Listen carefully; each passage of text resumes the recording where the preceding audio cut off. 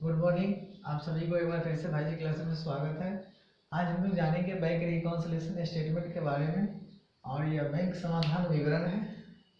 Bank समाधान विवरण कैसे तैयार की जाती है इसके बारे में आज हम लोग जानेंगे। सबसे पहले जानेंगे जो पासबुक का मतलब क्या होता है, पासबुक का आशय क्या है।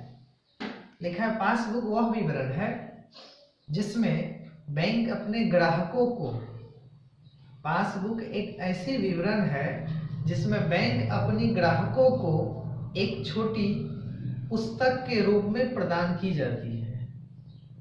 यानी पासबुक में एक मिनी स्टेटमेंट दी होती है और पासबुक हमें बैंक प्रदान करती है, जिसमें पासबुक की बहियों में ग्राहक के खाता की प्रतिलिपि दी होती है और साथ में यह पासबुक या तो बचत खाता, सेविंग अकाउंट, या फिर चालू खाता, करेंट अकाउंट, या फिर अब आवर्ती जमा खाता, रिकरिंग डिपॉजिट अकाउंट के रूप में हमें बैंक निर्गमित करती है।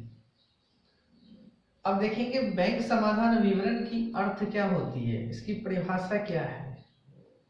तो बैंक समाधान विवरण की अर्थ और उसकी जो परिभाषा है, यह हमें सामान्यतः बैंक कॉलम के शेष और पासबुक के शेष का एक ही होना चाहिए।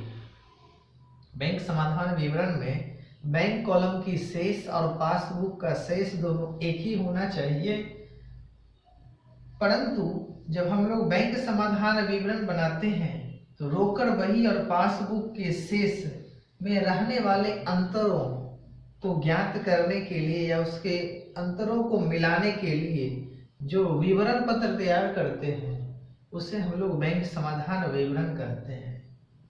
बैंक समाधान विवरण में मुख्यतः पासबुक के शेष को रोकड़ बही के शेष से मिलान की जाती है।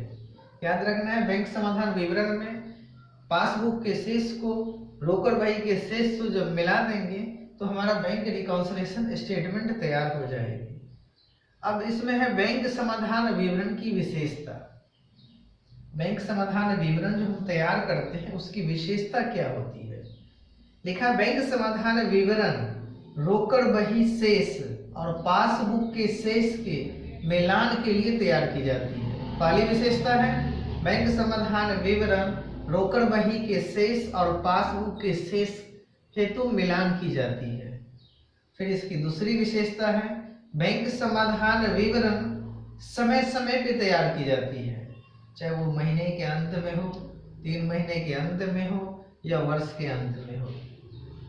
फिर उसके बाद है बैंक समाधान विवरण, यह ग्राहकों के द्वारा तैयार की जाती है। बैंक समाधान विवरण की सबसे बड़ी विशेषता यही है जो ग्राहकों के द्वारा जो विवरण तैयार की जाती है, न कि बैंक के द्वारा। फिर अगला है बैंक समाधान विवरण दोहरा लेखा प्रणाली का अंग नहीं है। बैंक समाधान विवरण दोहरा लेखा प्रणालियों का अंग नहीं है, यह सिर्फ रोकड़ शेष को सिद्ध करने की एक प्रविधि है।